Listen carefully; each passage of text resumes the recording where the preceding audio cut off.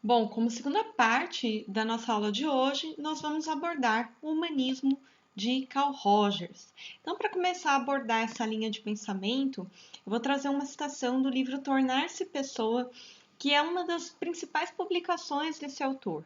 Toda pessoa é uma ilha, no sentido muito concreto do termo. A pessoa só pode construir uma ponte para comunicar com os outros, com outras ilhas, se primeiramente se dispôs a ser ela mesma e se lhe é permitido ser ela mesma. Então, o que ele vai querer dizer com essa situação? Que os passos para uma autorrealização, para você se encontrar como sujeito, seria entender essa ilha, seria entender toda a atividade interna do sujeito, estar congruente com ela, inclusive, se assumir em relação a quem você é. Isso a gente vai perceber também na história de vida desse autor. Ele é um autor que vai do humanismo, um dos grandes pensadores da psicologia humanista, né? O propulsor dela e uma grande referência, e vive de 1902 a 87. É um psicólogo estadunidense, ele é formado em psicologia, nasceu em Oak Park, cidade próxima a Chicago. E Rogers, ele vem de uma família de seio protestante, uma família conservadora para os padrões da época e que controlava muito os seus comportamentos, né? Proibia ele de dançar, consumir álcool, se envolver em jogos de azar, de carta e em espetáculos. Então era uma família que controlava muito tanto os comportamentos dele quanto dos irmãos. Tinha uma vida regrada e com convívio social reduzido, se limitando aí à comunidade protestante. Na infância, ele por muito tempo viveu numa fazenda entre a infância e a adolescência e achava refúgio para a sua forma de lidar com as situações nos livros. Então, ele acabou de modo introspectivo na infância, se isolando nos livros e, quando viveu na fazenda, estimulou o seu gosto pelo pensamento científico por meio aí das atividades cotidianas da agricultura na fazenda, né? Estudou na escola em Wisconsin, né, dedicado aí essa época à ciência por meio das atividades da agricultura, e na escola, nessa escola em Wisconsin, ele foi sorteado para ir à China para participar de um congresso de estudantes cristãos. Eu vou parar por aqui num ponto-chave e a gente já continua, tá?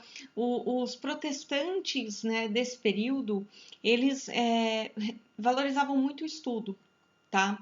Então, por isso que Carl Rogers também vai ter essa marca na história de vida dele de se dedicar aos livros, porque se você pegar o período histórico da época, da juventude dele, da adolescência, era o período em que havia essa política de identidade no movimento protestante, né? De que para vocês terem ideia, a Revolução Protestante nos Estados Unidos, que eles construíam primeiro, uma igreja ou uma escola? Uma escola. Né? Porque justamente a crítica de todo o movimento protestante era em relação ao cristianismo da Igreja Católica, uma das críticas, né? Tinham outras, quanto à questão da prosperidade, entre outras, mas justamente de não estimular o conhecimento, né? Só alguns terem conhecimento, só os eleitos por Deus terem o conhecimento. Então, essa crítica dos protestantes motivou com que eles propusessem, né, o gosto pelos estudos, o incentivo à educação. Então, por isso que o Rogers, essa é a minha hipótese, lendo a biografia dele, e como pessoa que faz biografia de outras pessoas, eu trabalho com esse método, por isso que a minha hipótese é que ele se refugiava tanto nos livros, pegou gosto pelo saber científico, porque ele veio de um meio que, em termos políticos ideológicos, para aquela época, incentivava isso, tá? Por que eu falo para aquela época? Porque o protestantismo no Brasil hoje, o neoprotestantismo, sendo mais específica, ele tem outras políticas que não são mais essa, né? Não são originais aí a Ítalo Calvino e Lutero. Então, por isso que é importante a gente também fazer essa separação nessa apresentação, tá bom, pessoal? Bom, quando ele vai para a China, ele percebe outras formas de viver a realidade, ele percebe outros padrões de comportamento e uma outra cultura diferente e sente que ali se emancipa da atitude religiosa dos pais, essa atitude de controlar os filhos, né? Ele sente que finalmente ele consegue se emancipar disso, né? E aí ele se torna, na sua leitura, uma pessoa independente. Ele passa a se tornar pessoa, que é o que mais tarde ele vai falar na obra dele, Tornar-se Pessoa. É um livro lindo, eu recomendo muito que vocês leiam. Imbuído desse sentimento de liberdade, ele se apaixona e casa. Ó, para você ver como ele adquire uma questão também, né? O que eu fiz com o que fizeram de mim, para você ver que como ele adquire isso, né? Que ele vai casar com uma moça que ele sempre gostou, mas que ele nunca conseguiu assumir isso porque os seus pais relutavam. Provavelmente ela não seguia os valores morais aí que a família dele seguia, né? E ele consegue ir contra isso e assumir, né, o seu desejo por ela, o seu amor por ela e se casar. Ele tem um casamento feliz com ela, né? Isso não não é retratado na referência que eu indiquei, mas outros livros de história da psicologia diz que ele tem um casamento muito feliz com ela. Mesmo os pais controladores, do Rogers, não era uma coisa também a ponto de ele ter um conflito muito grande com esses pais, né? Aí a gente fica sem saber se é porque ele não contestava mesmo ou se porque ele, embora controladores, eles ainda tinham subterfúgios aí para manter ele saudável mentalmente. Então não fica muito claro isso na história dele, né? A esposa dele sempre o apoiou na pesquisa científica, nos seus estudos, seguiu com ele para os estudos universitários. Eles foram para a Universidade da Colômbia, em Nova York, e ele vai se formar psicólogo especializado em problemas infantis. Lembrando que a Universidade da Colômbia, ela tem programas ligados aí até hoje à primeira infância, desenvolvimento infantil. Eles têm um programa de psicologia escolar do desenvolvimento infantil. Então, por isso que muitos dos teóricos em educação de matriz aí dos Estados Unidos, na americana, tem a ver com essa universidade, tá bom? E ele vai estudar nessas crianças submetidas aí ao abuso, aos maus tratos, e vai entender isso como obstáculo ao desenvolvimento dessas crianças, como obstáculo à autorrealização, a cultivar o auto-amor, como um obstáculo para produzir, né, uma espontaneidade nessas crianças, que é um pouco do que vai reger a teoria dele humanista depois, né? E ele vai escrever a tese de doutorado dele, o tratamento clínico da criança problema. Lembrando que a criança problema foi um tema discutido até a década de 90. Hoje, atualmente, nós temos críticas a esse jargão científico. Essas críticas serão melhor apresentadas quando vocês cursarem a disciplina de psicologia escolar, porque começou-se a, numa lógica neoliberal no Brasil, culpabilizar a criança e castigá-la por ela ser um problema. Então, tem várias críticas a isso, mas era um jargão da década de 80, 90, predominou aí no Brasil até 90 esse jargão, né? Em 40, ele é aceito no emprego de professor universitário na Universidade de Ohio, na qual ele lecionou durante 5 anos, e depois ele lecionou durante 12 anos na Universidade de Chicago. Para quem não sabe, a Universidade de Chicago é uma universidade que tem como proposta então, um comprometimento com a comunidade, então ela estuda os problemas de Chicago, praticamente. Então, quando houve lá, no início de 1900, problemas de imigração com poloneses, eles criaram a escala de preconceito na época. Então, todos os fenômenos sociais que cercavam aquela sociedade de Chicago, a Universidade de Chicago, na área de humanas, de saúde, se propunha a investigar. Então, provavelmente, ele, por ter atuado nessa universidade, ele também ficou mais sensível a fenômenos e problemas aí de ordem social, porque era algo muito forte nesse período na Universidade de Chicago também, tá? E depois lecionou por 4 anos na Universidade de Wisconsin. Um detalhe, não aparece porque não é o foco também, né, do capítulo de livro que eu indico a vocês, mas ele leciona esses 4 anos na Universidade de Wisconsin e ele encerra a carreira de professor universitário. Tá, gente? Por que ele vai encerrar a carreira de professor universitário? Ele vai encerrar porque ele diz o seguinte, que os métodos de ensino na universidade não permitem com que o aluno ele seja uma pessoa plena, ele estabeleça uma relação de congruência. Então, ele começa a fazer várias críticas ao ensino superior, essa questão já, você vê, já daquela época, né? Ele começa a fazer essas críticas. Dessa questão de ver o professor como um prestador de serviço, como um objeto. Então, ele começa a fazer várias críticas em torno disso e, por isso, ele decide, então, não dar continuidade à sua profissão docente. Tá, pessoal? Por fim, ele vai atuar no Centro de Estudos da Pessoa em La Jolla até os seus últimos dias. Ele funda esse instituto, tá? Outra coisa que não aparece na literatura indicada. E ele vai trabalhar nesse instituto com casos de crianças que tiveram algum obstáculo. A prioridade desse instituto, não que não tivesse outras coisas, mas a prioridade desse instituto são as crianças que tiveram algum obstáculo ao seu desenvolvimento. Ou seja, foram vítimas de abuso sexual, exploração sexual, foram espancadas, vítimas de trabalho infantil, tiveram algum dos seus direitos aí negados, né? Lembrando que na época a Convenção Internacional dos Direitos da Criança já estava explodindo lá nos Estados Unidos e no mundo. O Brasil foi um dos primeiros, inclusive, a querer assinar, se comprometer com essa convenção. Então, juntando isso, né, a sua teoria humanista, ele se dedicava nesse instituto a resgatar, né, o auto-amor, a autorrealização dessas crianças, tá? Em 87 ele falece em San Diego, na Califórnia, de ataque cardíaco, né?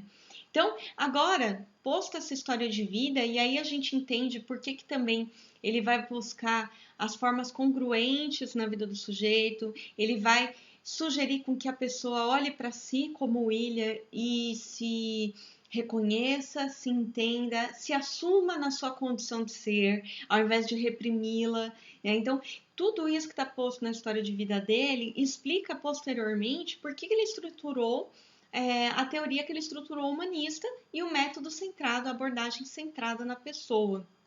Então, antes da gente falar de como a abordagem centrada na pessoa ela foi lida pela educação, a gente precisa conversar sobre o método não diretivo, que prescreve uma metodologia empática e de aceitação incondicional. Então, nesse caso, o professor ou a professora deveria aceitar incondicionalmente o seu aluno ou a sua aluna. Eu lembro que quando eu li esses escritos dele, eu era professora de História da Psicologia, eu tinha uma série no meu Facebook, eu tinha tempo para isso na época, e eu escrevia como se fosse uma colunista. Eu escrevia uma série chamada Pensamentos Efervescentes. E eu lembro que lendo os escritos do Roger, eu fiz uma coluna escrita: o aluno que mais te irrita é o que mais precisa de você. Exatamente isso, né? Porque bem essa coisa da aceitação incondicional do aluno. Muitas vezes o aluno ele vai te pedir uma ajuda ou a aluna do jeito que ele sabe. E daí você precisa resgatar isso no aluno, entender que você está à disposição, que você está com ele, não contra ele.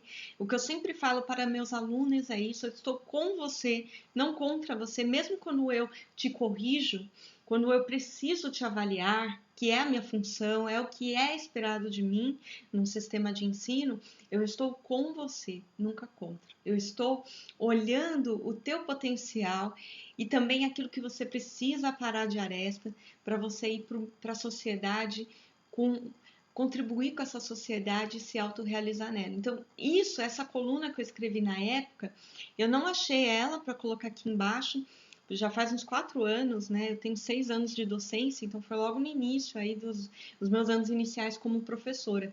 E eu escrevi, eu lembro que na época causou assim uma mobilização. Eu tinha um grupo no Facebook que um aluno fez em minha homenagem, né? E ele colocou essa coluna e causou uma mobilização muito grande entre a classe discente da época, porque é exatamente isso, né? Uma coisa que eu falo que eu concordo com o Rogers, é esse aluno que precisa de você.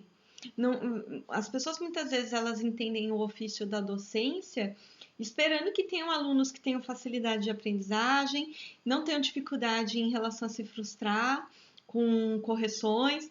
Não, gente, esse aluno perfeito ele não existe.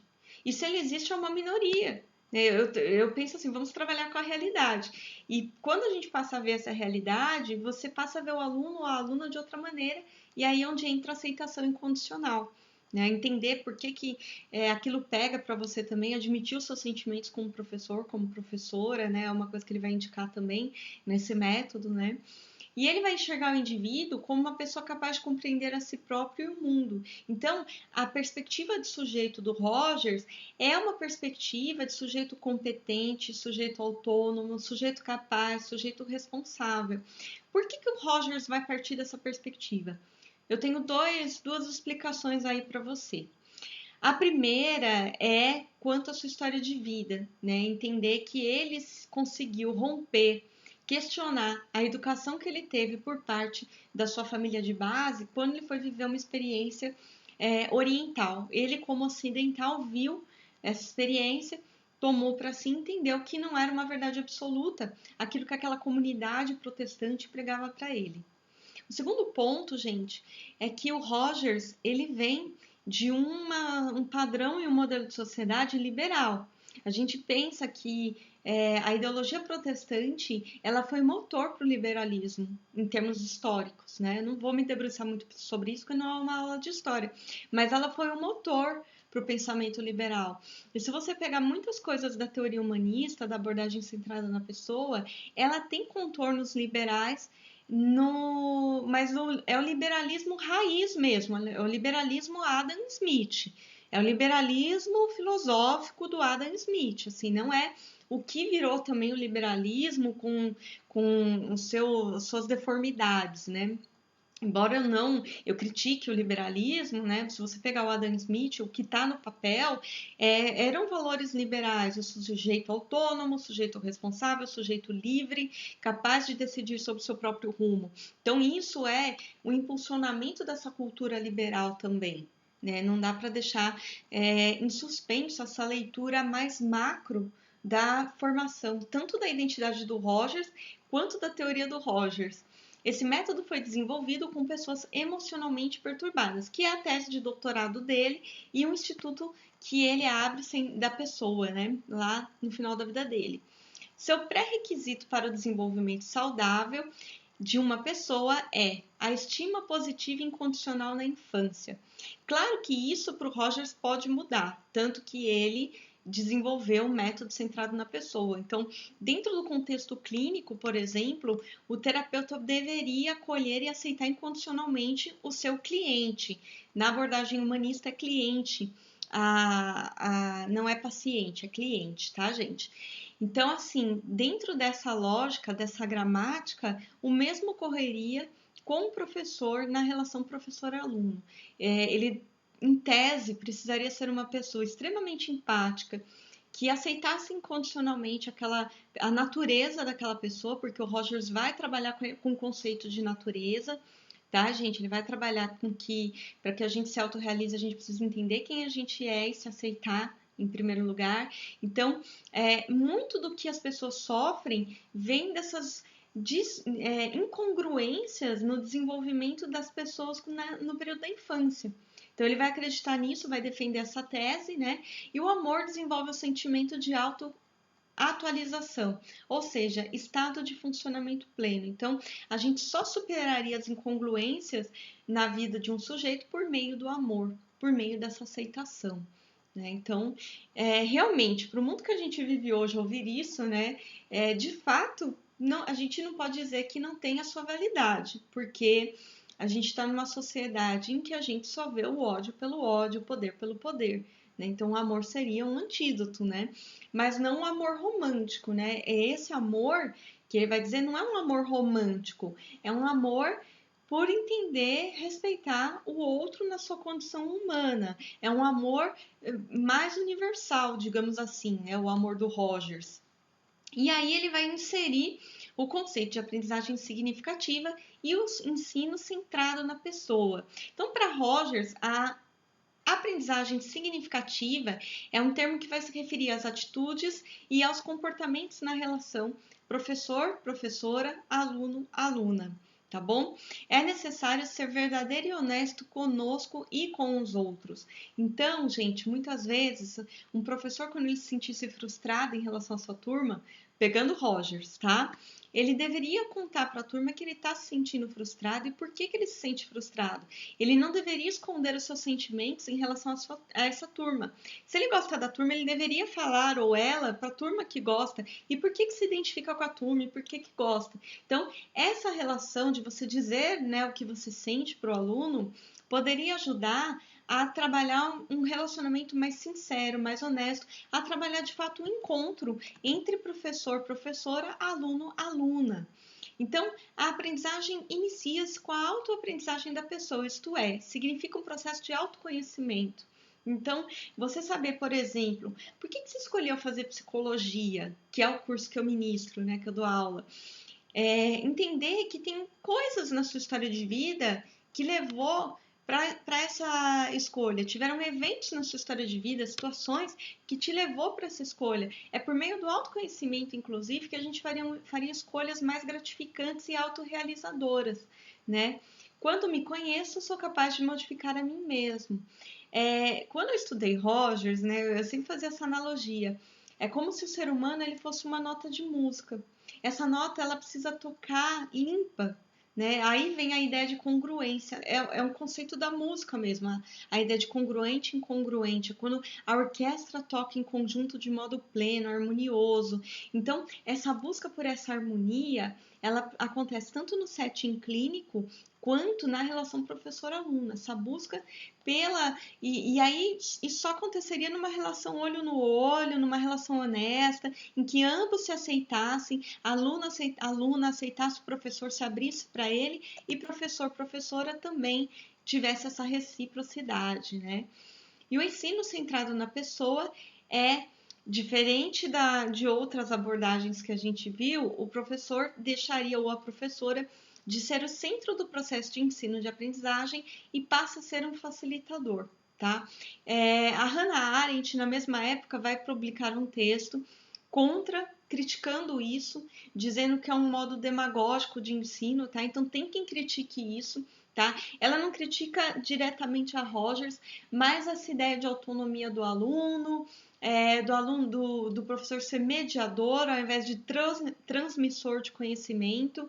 E eu penso que, embora eu critique ambas as abordagens também, eu penso que tem coisas válidas aí para se tirar de todas as abordagens. Eu sempre instigo, aquilo que eu falo para os meus alunos, eu sempre instigo o pensamento crítico, filosófico e científico. Eu não trabalho com dogmas, não trabalho com fiéis e seguidores. Se eu quisesse isso, eu iria atuar em outra área. Eu sou professora. Eu trabalho com pensamento científico, crítico, filosófico. Tá, gente? Então, vocês me veem apresentando teorias, falando o que é válido e criticando, porque mesmo para a gente criticar alguém, um teórico, primeiro, a gente precisa entender o esforço que ele fez para interpretar o Zeitgeist, o espírito de sua época, tá? A gente não pode simplesmente olhar a olhos frios, totalmente, extremamente racionalizados, pseudo-racionais nesse caso, porque você está objetificando um ser humano que criou uma teoria. Um segundo ponto é entender o que é válido, porque para uma teoria se consolidar, por mais que você discorde dela, teve algum elemento valorativo ali. Então, eu sempre busco olhar o que é válido. E daí, a partir disso, produzir as minhas críticas. Tá? Eu acho que para você criticar alguém, você precisa conhecer muito a teoria daquela pessoa, daquele teórico que criou aquela teoria. Então, por isso que eu falo, eu critico ambas as abordagens. A escola nova ela tem um fundo liberal a ponto de isso distorcer e culpar o sujeito muitas vezes. A abordagem centrada na pessoa corre riscos nesse aspecto, mas tem seu valor para mim em algumas proposições. Do mesmo jeito que a Hannah Arendt, né, tem gente que acusa ela, os críticos dela ser autoritária. Eu não acho. Eu acho que a Hannah Arendt ela ainda estava presa a uma tradição judaica, a uma série de coisas desse tipo. Eu critico muito ela. Ela fala que falar de democracia em sala de aula é a mesma coisa que você falar de que uma parede na escola está com cárie, que não tem sentido falar de democracia na escola. Entende, gente? São pontos de vista diferentes e as pessoas estavam tentando fazer algo na sua época. Então, eu não considero isso quando eu vou criticar essas pessoas que criaram teorias tão significativas, né?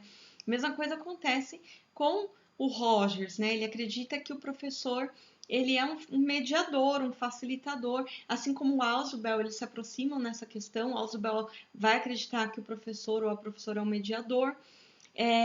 Em partes eu concordo, em partes eu discordo, né? Eu fico lá no meio termo entre eles e a Hannah Arendt. Porque, assim, existe uma diferença, né? Eu tô mais pro Freud, né, nesse dia. Existe uma diferença de poder na questão do saber apenas. E sim, quando você tem essa diferença, você se dedicou a um estudo, você tem uma autoridade do saber. Isso eu concordo com a Hannah Arendt. O problema é como transmitir isso. Né? Eu posso transmitir isso, aí é onde eu vou mais para o Rogers, de uma maneira totalmente centralizada em mim, que não haja outras estratégias de ensino e aprendizagem. Então, eu vou lá, dou minha aula, falo, vou embora. Não trabalho grupos de trabalho, aprendizagem por pares, autoaprendizagem, não trabalho a autonomia desse aluno. Então, isso eu acredito que não seja tão propositivo para quem está aprendendo, né? Mas, ao mesmo tempo, eu concordo com a questão da aceitação do aluno, da questão da empatia, porque você já foi aluno antes de ser professor, professora, você sabe o que é ser avaliado. Na nossa cultura, as pessoas entendem que ser avaliado é colocar sua identidade em jogo, em risco, sendo que, na verdade, não é isso.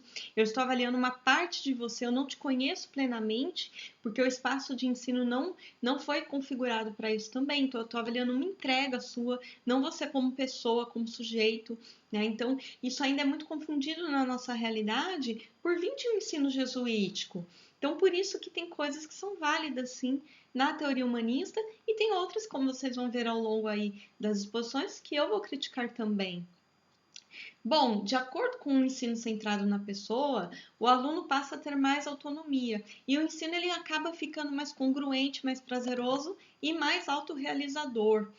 Quanto à educação formal, o Rogers vai dizer que é importante o aluno aprender ou a aluna o conteúdo, mas mais importante ainda é que seja capaz de apropriar-se dele de modo pessoal e significativo. Ou seja, ele está numa situação, ele lembra, aquela situação lembra ele daquele conteúdo que ele teve em sala de aula, por meio de uma visão crítica do que é ensinado. Nisso eu também concordo. O bom professor ou a boa professora deveria ensinar sim todas as abordagens, apresentar o que é válido, criticar essas abordagens e deixar como síntese para que os seus alunos ou as suas alunas tirassem as próprias conclusões. Essa seria uma escola ideal. Nesse sentido, quem fala algo muito parecido também com o Rogers, embora epistemologicamente eles não conversem de modo algum, é o Karl Marx. A boa escola seria quando um professor entrasse, ensinasse as abordagens, o que é válido, o que ele critica em relação a essas abordagens, para vocês verem que não está muito longe, né? Embora epistemologicamente seja diferente, não está longe. Outras pessoas também pensaram nisso, né?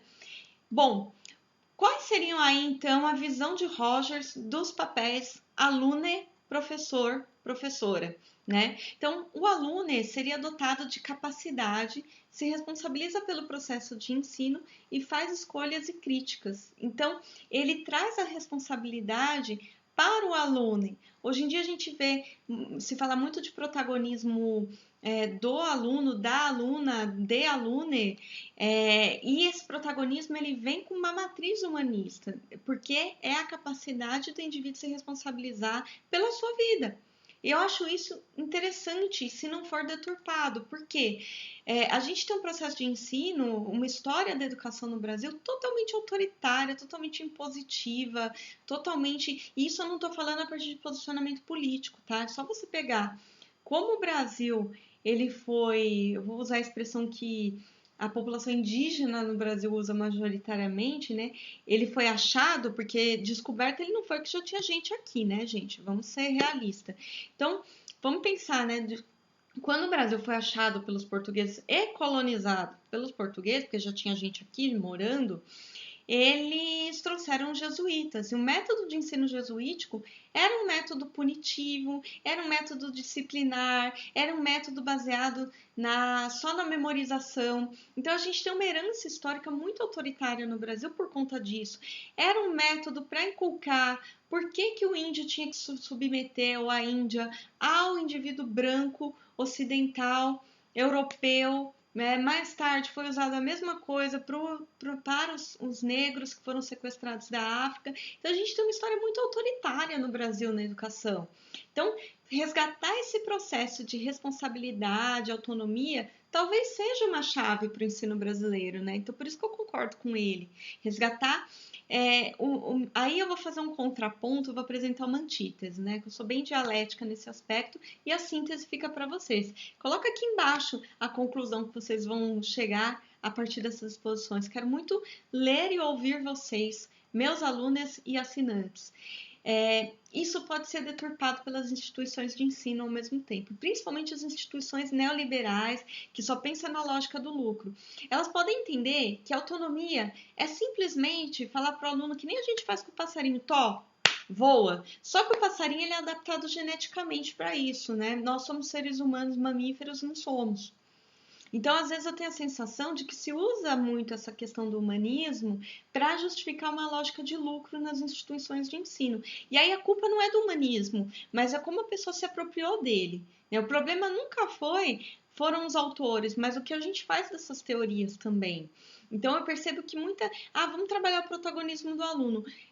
Reduz carga horária de professor como uma maneira de sucatear o ensino, vai lá, pega e dá um monte de atividade para o aluno, põe robô em sala de aula, porque o aluno não precisa do professor, ele é só um facilitador. Então, vamos analisar criticamente isso, né? Porque toda teoria, ela pode ter um mau uso dela, ela pode ter aquilo que os teóricos vão chamar de uso vulgar. Então, é um cuidado que a gente precisa fazer, em especial em educação, porque a educação, ela constrói a parte racional na condição de socialização humana. Por isso que a gente precisa olhar com tanto cuidado para a educação. Né?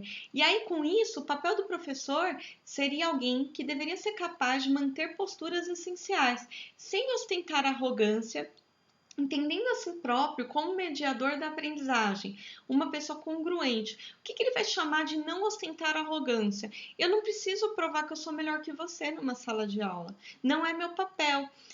Ostentar arrogância entra muito daquilo que eu brinco e falo que eu não discuto com o aluno. Eu não discuto com a aluna. Não é meu papel esse. Não é a minha posição ali. Né? Então, eu prefiro no momento falar, vamos conversar depois, friar a cabeça, do que ir lá e discutir com o aluno, sabe? Isso é, assim, um equívoco.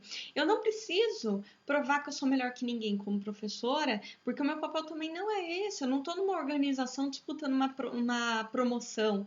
Né? As organizações falam que o indivíduo precisa ser agressivo, né? Eu não tô. Então é importante a gente ler o nosso papel. O nosso papel é de socialização. Mesmo na fase adulta, eu recebo inúmeros e-mails e mensagens. Hoje mesmo recebi mensagem de uma aluna quando dei aula no serviço social. Rolava uma identificação muito grande na época que eu dei aula no serviço social entre eu e os alunos, né? Felizmente eu posso dizer que eu sou uma pessoa autorrealizada na lógica do Rogers com a minha profissão, felizmente. E assim, gente, essa postura de não disputar poder com o aluno, ela é importantíssima para a formação daquele aluno. Sabe? Eu não estou dizendo que o professor tem que ser uma figura passiva, baixar a cabeça para o aluno, isso seria clientismo.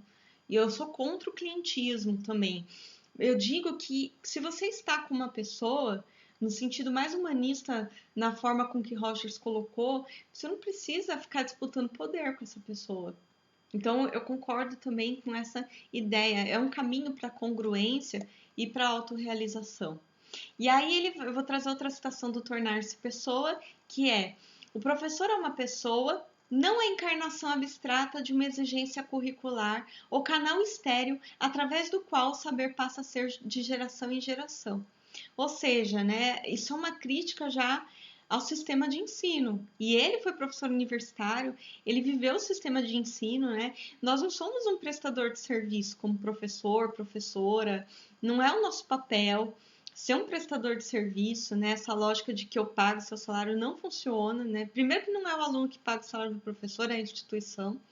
né? Ela que, até porque, assim, dependendo da instituição, se você vê quanto o professor ganha, talvez você não usasse esse argumento, né? Dependendo da instituição de ensino, porque é uma profissão muito mal remunerada no Brasil, dependendo de onde você trabalha, né? Tem universidades que têm um compromisso com os professores, valoriza ainda o saber docente. Essas universidades são poucas, mas, né, eu falo, quando às vezes eu ouço aluno falando isso para professor, isso aconteceu uma vez só na minha vida que uma aluna falou isso, eu comecei a rir tanto, gente, rir tanto que a aluna percebeu que era descabido, que ela tava falando, até pediu desculpa, porque eu falei assim, nossa, se você soubesse quanto o professor ganha, talvez você não falasse isso, né, porque assim, dependendo da universidade que você atua, chega a ser uma coisa assim bizarra, né? O tanto que você estudou para estar lá, né? Eu posso falar isso porque eu tô numa universidade confessional e o segmento das confessionais é um pouco mais sério, né? Em relação a isso, é bem mais sério em relação à remuneração. Mas assim, não que eu seja rica, tá, galera? Porque ainda mesmo assim, ainda não é o tanto que a gente estudou, na minha visão, pelo menos. Mas assim, nós não somos um objeto, uma coisa, né, que só atende grade curricular. Nós somos pessoas. Então você vê que o Rogers, quando ele vai falar de educação, ele distribui responsabilidade. Ele não trabalha, e isso eu gosto muito, isso é uma postura que eu tenho, né, como psicóloga escolar também, não só como professora. O nosso papel não é distribuir culpa, não é achar bode expiatório numa sala de aula. Se o aluno vai mal, a aluna numa avaliação, não é apontar dedo, é entender o que a gente pode fazer para melhorar a experiência do aluno da aluna e o aluno entender o que ele pode fazer para se melhorar como sujeito. Eu acho que aí a gente tem uma gramática, um diálogo propositivo. A gente atua com responsabilidade, não com culpa, né? Então, para finalizar aí, eu trouxe um apanhado dos princípios adotados por Rogers na abordagem centrada na pessoa na educação. Então, os seres humanos têm potencialidade para aprender. Então, para o Rogers, é uma condição natural a nossa curiosidade, o nosso ímpeto para a aprendizagem. Isso era muito falado quando eu tive uma experiência no GRAAC, nas clínicas, escolas, em hospitais, né? Então, esse desejo pela aprendizagem é natural do ser humano. À medida que ele vai sofrendo processos incongruentes, ou seja, os professores, educadores ou educadoras, figuras de referência como responsáveis, né, não vão enxergando esse potencial no indivíduo no modo como ele lida com a aprendizagem, ele vai ficando incongruente, vai, né, se distanciando desse potencial. Mas sim, para o Rogers é uma condição natural a gente ter a vontade de aprender, a gente ter curiosidade.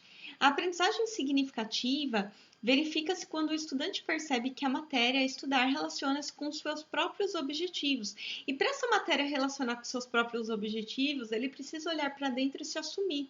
De nada adianta você fazer uma faculdade por coerção social, por desejo das suas figuras de referência, porque essa faculdade ela não vai se relacionar com seus objetivos pessoais, né? Independente daquilo que você esteja buscando, é importante olhar para si e se autoconhecer. A aprendizagem, que envolve a mudança na organização de cada um, na percepção de si, é ameaçadora e tende a suscitar reações. Essa aprendizagem, né, aí é uma crítica ao sistema de ensino que ele vai colocar, né, que não é interessante, talvez, para a lógica, né, de manter o poder nas instituições, você ter uma aprendizagem de um indivíduo crítico, porque ele vai começar a questionar a própria instituição. E isso é uma postura desconfortável, dependendo da instituição. Por que ele vai falar isso? Porque ele percebe que as escolas são instituições altamente hierárquicas. E isso é uma condição incongruente para a autorrealização e desenvolvimento do ser humano, desenvolvimento pleno do ser humano. As aprendizagens que ameaçam o próprio ser não são mais facilmente percebidas e assimiladas quando as ameaças externas se reduzem ao mínimo, né? Então, esse é o mecanismo de controle dessas instituições inclusive, né? Porque elas ameaçam o próprio ser, mas de uma maneira sutil. O que eu falo sempre para as pessoas é que quando elas imaginam situações de obstáculos ao desenvolvimento do ser humano, elas imaginam esse processo como uma violência explícita.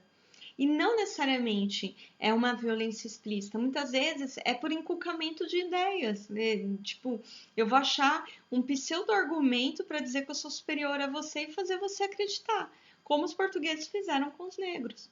Você não tem alma, eu tenho, e para você se redimir, você precisa trabalhar para mim. Pronto, foi exatamente o que colou. Né? Isso se aplica muito a essa premissa do Rogers, embora ele não tenha conhecido nossa cultura, né? Quando é fraca a ameaça do eu, pode-se perceber a experiência sob formas diversas e a aprendizagem pode ser levada a efeito. Então, essa ameaça ao eu, quando ela é fraca, ainda tem como ser superada. Isso tem a ver um pouco com a história de vida dele, né? Embora ele tivesse pais coercitivos, eles não eram totalmente ameaçadores, por isso que ele pôde transcender a sua condição. É por meio dos atos que se adquire a aprendizagem mais significativa. Ou seja, embora epistemologicamente seja muito longe Rogers e Bandura, o exemplo educa. Né? Se eu não discuto com o aluno vai entender que ele não precisa ser agressivo comigo, por exemplo. Ele entende que ele precisa se organizar, pensar em como argumentar aquilo que ele está sentindo para mim, e daí ele vai entender que ele não precisa usar desse recurso comigo, por exemplo. O exemplo educa. Novamente, né, gente?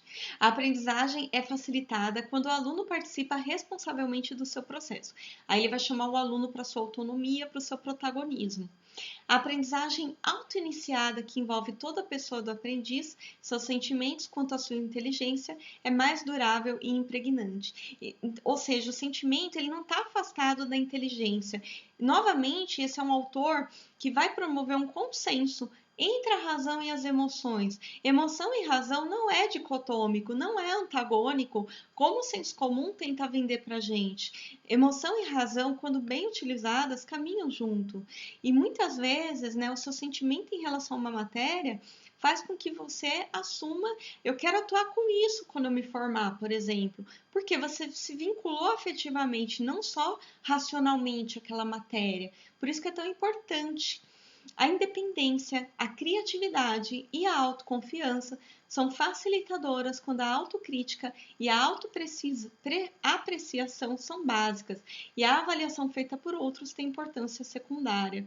Ou seja, é importante que o aluno se tome como objeto reflexivo nas avaliações que ele passa, o aluno, a aluna, e tenha uma autocrítica de si, uma autoapreciação. Tá bom, eu sou bom nisso, preciso melhorar aquilo. Se vocês perceberem, é mais ou menos o método que eu utilizo para corrigir os trabalhos.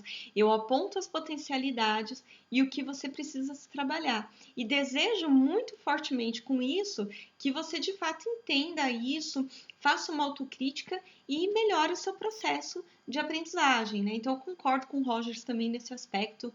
Eu penso que tem a sua validade essa premissa dele. A aprendizagem socialmente mais útil no mundo moderno é do próprio processo de aprendizagem, ou seja, uma contínua abertura à experiência e à incorporação dentro de si do processo de mudança. Então, quando você está disposto a aprender algo, disposta a aprender algo, você precisa estar por inteiro para Rogers. E aí, essa aprendizagem, ela para de ser um protocolo e passa a ser uma experiência. E é a experiência que modifica o sujeito. Né? Então, isso é importante. Ele vai carregar isso do existencialismo, da fenomenologia, né? Essa premissa dele. Ele vai carregar mais da matriz fenomenológica. E aí, como uma conclusão desses dois momentos que nós tivemos na aula, a gente pode trazer duas conclusões, né? Ausubel, em sua proposta sobre aprendizagem significativa, ele nos traz um desafio, né, de pensar em novos métodos de ensino, em novas metodologias, principalmente privilegiando a aprendizagem, a autoaprendizagem, a aprendizagem com o outro, né? E exige muito estudo por parte dos educadores e das educadoras, devido ao preciosismo que a educação, que por vezes carrega em suas ações na relação ensino-aprendizagem. A gente tem essa coisa do preciosismo no Brasil, a gente tem essa questão de, na minha época, as coisas eram melhor, e uma maneira pejorativa de condenar as próximas gerações. Então, o ponto válido de Ausubel é que, de certo modo, essas teorias, essa proposta da aprendizagem significativa, da aprendizagem por conteúdos inclusivos, acaba meio que erradicando essa visão que nós temos na educação do Brasil culturalmente. Rogers, ao manter uma postura empática de aceitação incondicional, humaniza a relação aluno-professor, ou aluna-professora, enfim. Todavia, é necessário manter-se atento ou atenta com as apropriações que a educação neoliberal faz de seus aforismos, que é isso que eu apresentei durante a aula. Eu acho louvável o Rogers ter pensado na ideia de se pôr no lugar do outro, mesmo não tendo vivido a mesma condição. Embora eu já tenha sido aluna, por exemplo, eu não sei o que é ser aluna nessa geração. Eu não sei, eu fui uma aluna da geração Y. Eu não fui uma aluna da geração Millennium, por exemplo. Então, eu preciso entender o que é ser aluno da geração Millennium. Ou como no curso de psicologia, eu tenho várias gerações ali. Eu tenho geração Y, eu tenho geração X, eu tenho geração Baby Boomer. Eu preciso entender, me pôr no lugar desses alunos e entender o que é ser aluno vindo da geração Baby Boomer, por exemplo. É um exercício, é um convite à reflexão que ele vai fazer, tanto para professores, professoras, quanto para alunos também, né? Poxa, será que é fácil ser professor nessa instituição, ser professora? Que cobranças esse indivíduo que vem me dar aula recebe para estar aqui, né? Então é importante a gente ter o olho no olho, a sinceridade e a empatia. Concordo com o Rogers, mas também isso é muito mal, por vezes, muito mal utilizado para transformar numa lógica clientista, né, de que o professor vira um mero prestador de serviço e promover uma política maniqueísta, nós e eles, nós professores, eles alunos. Eu falo que não existe essa política. Existe um corpo dentro de uma sala de aula que pode entrar num processo grupal, né? Então, eu tenho essa advertência em relação ao humanismo, porque ele foi muito mal apropriado em algumas instituições, né? A autonomia foi entendida como abandono do aluno, né? Ah, se vira, faz o que você quiser. E não é bem por aí, né? A autonomia, quando ela vem com uma aceitação incondicional, você está ali como mediador, né? Você está ali promovendo essa autonomia para o tempo e espaço que aquele indivíduo está inserido. Né? Então, precisa de uma análise crítica da autonomia também. Tá bom, pessoal? Eu espero ter ajudado vocês aí com o desenvolvimento acadêmico de vocês com essa aula. Deixa aqui nos comentários o que você achou, o que você concorda, quais são os seus pontos que você discorda também desses autores, né? E eu vou adorar ler o seu comentário e poder te responder em um outro vídeo. Essa é a referência básica que nós utilizamos para a aula, tá bom? E aqui eu indico duas referências para vocês entenderem melhor, principalmente da parte biográfica, histórica do Rogers, né, o Tornar as Pessoas, e o História da Psicologia Moderna do Schultz. É um livro bem bacana para alunos, é um livro mais palpável, não tão hermético, né? Diferente do Figueiredo, que ele fez para professores, que ele tem uma linguagem bem hermética, bem científica, né? Então, para um aluno de primeiro ano, segundo ano do curso, é uma leitura mais árida, mas o Schultz é uma leitura mais palpável, né? Então, fica aí a indicação do Schultz. Muito obrigada pela sua atenção, pelo seu engajamento até aqui. Tendo alguma questão, aqui está meu e-mail, meu Insta é o canal Tecendo uma Tese. Lá você tem acesso a conteúdos ligados à pós-graduação, conteúdos não técnicos, mas ligados à experiência de estar na pós-graduação, tá bom? Um forte abraço e até a próxima aula.